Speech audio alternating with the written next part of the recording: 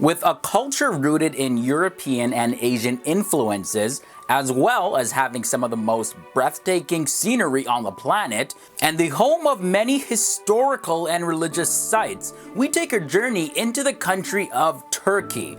The people of Turkey are the very definition of patriotic, often rallying together for a common goal despite any differences that they may have. Thanks for tuning in to another episode of FTD Facts. My name is Leroy Kenton, and this video was by request. Viewers like Tarkan Ozkan, Hodor Altiknikal, and Çilek Seker all requested for us to do facts about Turkey. Now, before we officially begin this episode, I got two things. First is a question. On a scale of 1 to 10, how patriotic are you to your country? Let me know down below, 1 being the lowest and of course 10 being the highest. And since we're taking a trip into the country of Turkey, I needed a little bit of help with these facts.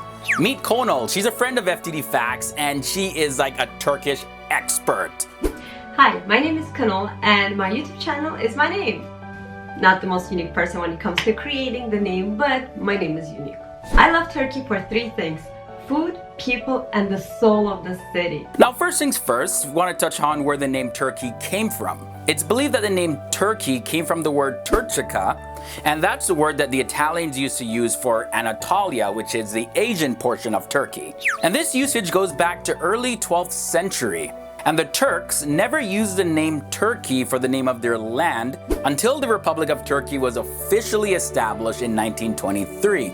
The name Turkey, by the way, means land of the Turks. But before the modern era of Turkey emerged, there were several hurdles that the Turks had to go through. So let's take a look at a brief history of the rise of the Turkish nation. In the year 1453, the Ottoman Empire had captured Constantinople, which is a city that's located where Istanbul, Turkey currently occupies.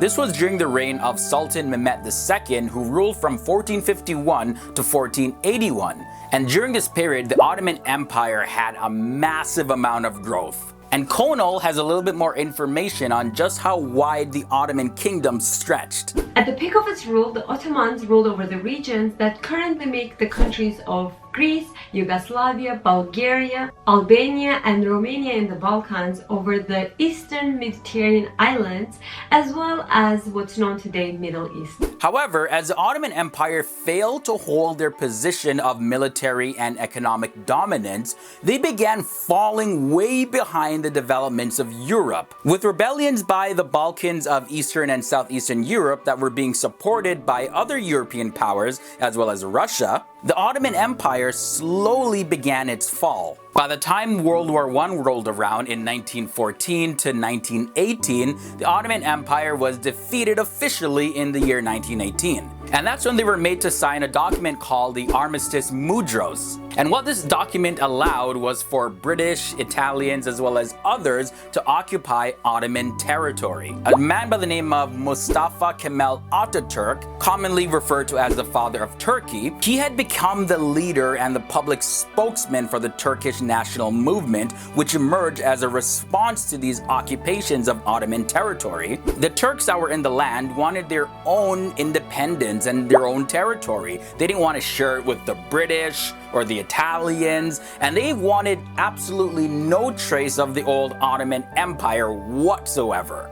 They wanted a land just for the Turkish people that embraced more modern and progressive ideologies. As a result, the Turkish National Liberation War was fought and won. The Republic then was officially declared on October 29, 1923. For the first time in centuries, the Turkish people were self-ruled. They had their independence. And Mustafa Kemal Atatürk, he was elected as the first president of Turkey. Well, now that you have a little bit more insight on how the country of Turkey emerged, let's take a look at some interesting facts about the country. Istanbul, the most populous city in Turkey, spans 2 continents. Istanbul is a transcontinental city with the Bosphorus Strait running through it, and that strait actually separates Asia and Europe. The part that lies in Asia side is called and known as Anatolia.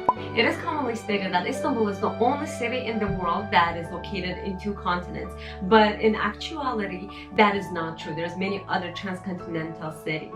The largest one, though, of course, is Istanbul, Turkey, which is located on Asia and Europe. Now, Konal just shared a little bit of information on Istanbul. However, Istanbul is not the capital of Turkey, despite popular belief. The capital of Turkey is actually Ankara. In the year 1923, the city of Ankara was declared the capital of Turkey in place of Istanbul. Now, the hardest part. The longest word in Turkish language has 70 letters. Wait for it. Müveffegiyetsizleşleri veremeyebilecekleri. I hate your Norway right now. Müveffegiyetsizleştirebileceklerimizden misinizcesine. Mic drop! Booyah! In English, it pretty much translates into as of you're one of those who are not easily made into the maker of unsuccessful ones. The translation is even as confusing as the word itself. So, question, have you ever heard of the Young Turks? No, not the YouTube news channel, The Young Turks. No. The Young Turks was actually a political movement in the early 1900s. Oh yes, that's right. The movement was made of students, civil servants, and army officers who fought to get rid of traces of Ottoman Empire's rule and replace it with constitutional government. And in the revolution that followed, the Young Turks helped to establish the second constitutional era in 1908.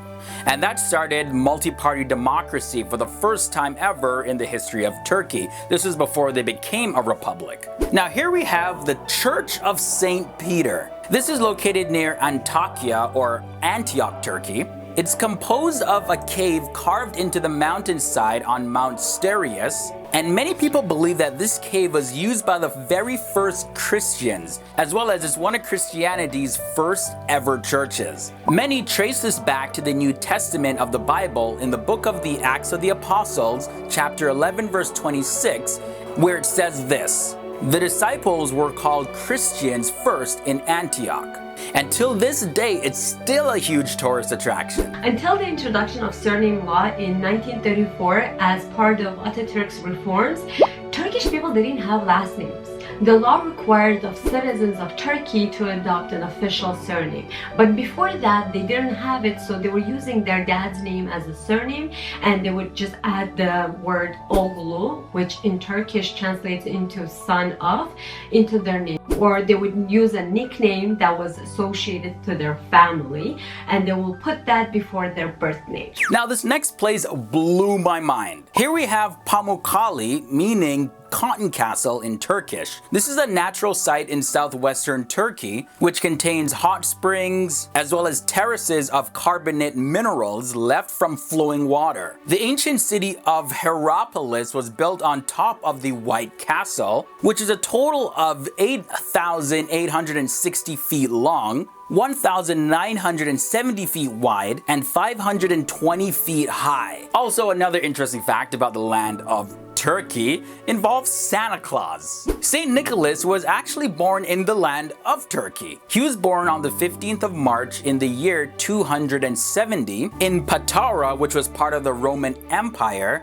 and Patara later was renamed to Arsinoe. It was a very rich and commercial city located in the Mediterranean coast of Turkey. Now, when it comes to sports, what exactly is the national sport of Turkey? Oil wrestling is actually the national sport, and yes, oil wrestling is exactly what it sounds like. Big old burly men wrestling covered in grease. As a matter of fact, the Kırkpınar oil wrestling tournament started in the 1300s, and it's the oldest continuously running sanctioned sporting competition in the world. Now, the food in Turkey is amazing. It's literally, you can't go wrong with food there. Everything is delicious. The service is amazing. It's literally the best place to be at. Now, if you want to have an ideal vacation for your family or even for yourself, make sure to visit Turkey because it's honestly amazing. It's a great place to explore the history. It's the great place to enjoy delicious food, to meet the locals, which are super nice and kind. So make sure to visit it, and also make sure to visit my channel. And my channel name is Kanal once again, so make sure to check it out. It is obviously not the unique name for the channel, but in Turkish it's pronounced as gönül, which translates into heart or soul. So it is pretty unique name. Thanks Konal so much for helping us out with these facts. And just so you know guys, we have a link to Konal's channel below in the video description. Thank you so much FTD Facts for having me. I had the funnest time making this video, especially with the longest word. Müveffekiyetsizleştirebilemeyeceklerimizdenmişçesine. You thought you will get me. You did it. See you soon. Bye! Hope you guys gained a lot more insight on the land of Turkey. Thanks for watching and we'll see you soon.